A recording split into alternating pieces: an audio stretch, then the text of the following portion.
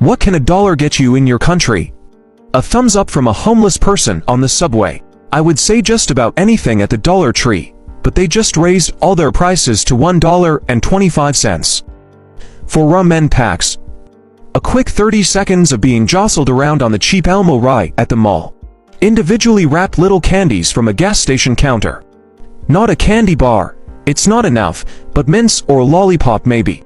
2 tacos or a can of beer. 2.5 liters of petrol. Or a 2 gigabytes data plan valid for 2 days only. Nigeria. 2 to 3 days of internet connection. A Hot Wheels or Matchbox car. Fun fact, they were $1 back when I was a kid, and are still $1 now, at my son's collecting them.